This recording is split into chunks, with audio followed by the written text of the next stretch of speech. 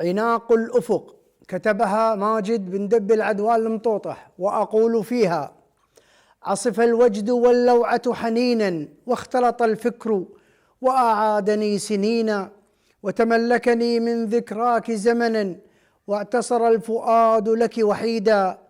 يا من للمهجة كنت نبراسا، وللحياة حبا جميلا وأملا. إليك الأحرف تسابق المشاعر، والألم بي قد تملكا، وزحزح البعد منك اقترابا، كأفق مع البحر تعاشقا.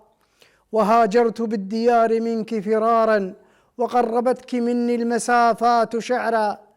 فيا من كنت كالجبال راسية، وعالية بوجد للسماء بعدا.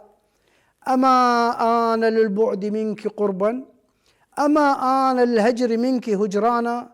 فلست لبعد القوام حزينا، ولا لرؤياك عاشقا متيما، ولا إلى تلك العينين ناظرا، ولا إلى ذاك الوجه الأجمل، أو ذاك المبسم المشرق، وتلك العيون المضيئة الساحرة.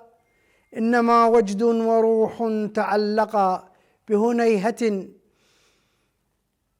كنت به بدرا. لله درك من بالبستان وردة، وشمعة ظلماء بليل منيرا.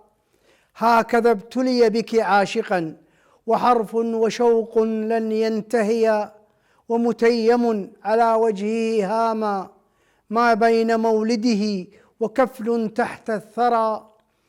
أنت التي لك ماجدا عشق الوجد وبه هاما، سأبقى للوفاء لك رمزا، وتكونين أحرفا به أتقنى. أجالسه مستديم الفكر نديما، ولوعة تعتصرني اشتياقا.